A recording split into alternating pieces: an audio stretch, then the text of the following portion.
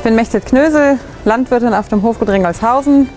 Ich kümmere mich hier seit 13 Jahren um die Rinderhaltung und habe auch gleich damals, als ich die Herde hier übernommen habe, mit der muttergebundenen Kälberaufzucht angefangen. Und ich stelle jetzt meine Methode vor, wie sie in meinen Verhältnissen eben sich entwickelt hat oder auch bewährt hat.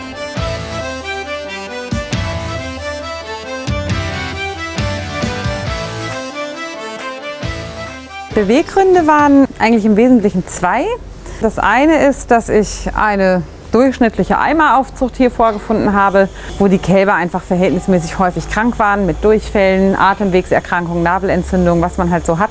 Und der andere Grund war, wenn ich mir jetzt vorstelle, was die Kuh wirklich erfüllt, dann ist es als Säugetier einfach die Aufzucht des Jungen.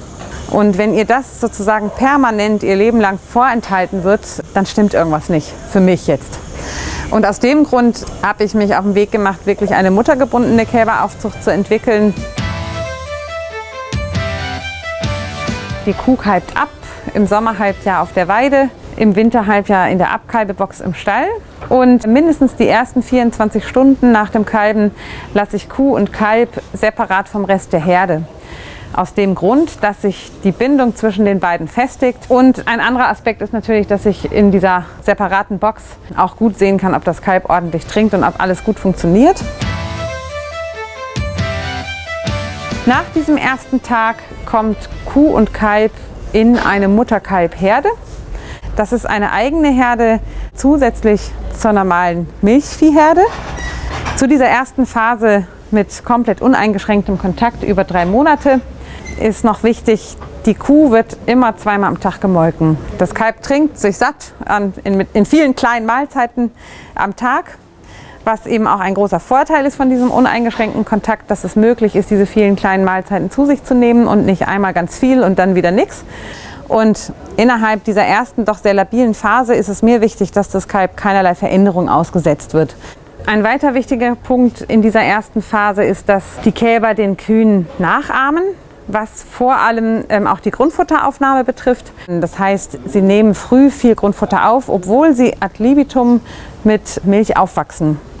Ein letzter Aspekt zu diesen ersten 3 Monaten ist das Sozialverhalten. Die Kälber haben zum einen natürlich gleichaltrige Kälber, das gibt es in anderen Kälberaufzuchtsystemen natürlich auch. Dann gibt es ganz wichtig die Mutter und was eben ganz entscheidend ist für mich, es gibt andere erwachsene Tiere in dieser Herde und das Kalb lernt von Anfang an, wie es sich zu verhalten hat.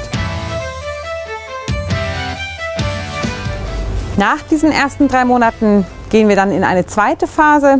2 Wochen lang sieht das Kalb sozusagen zweimal am Tag die Mutter, immer am Anfang der Melkzeit, etwa für 1 Stunde. Und nach dieser Phase wird die Mutter endgültig vom Kalb abgesetzt. Diese Übergangsphasen, wo sich etwas verändert, versuche ich möglichst langsam und schonend für die Tiere zu gestalten. Beispielsweise beim Absetzen der Mutter kommt die Kuh morgens nicht zum Kalb, abends schon.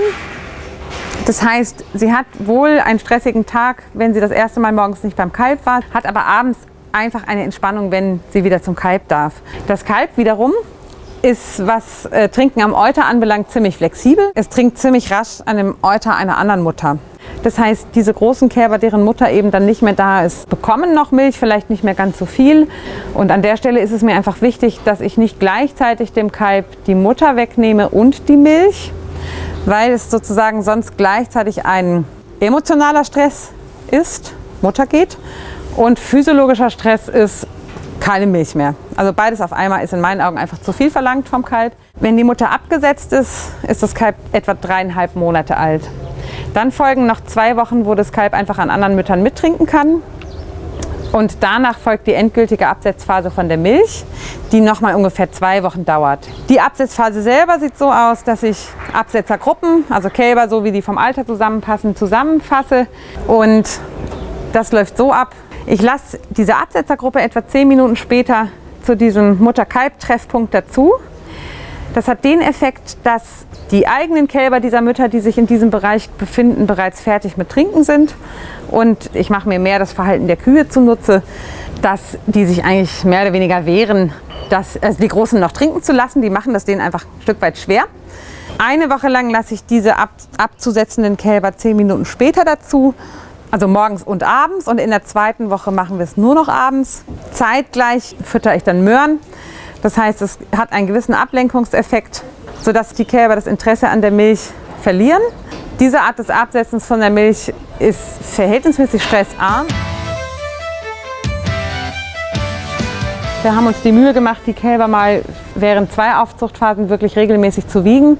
Grob sieht es eben so aus, dass im Durchschnitt dieser 4,5 Monate etwa 11 Liter am Tag aufgenommen werden. Sprich, in der Aufzuchtphase rechne ich mit 1200 bis 1500 Liter aufgenommene Milch pro aufgezogenem Kalb.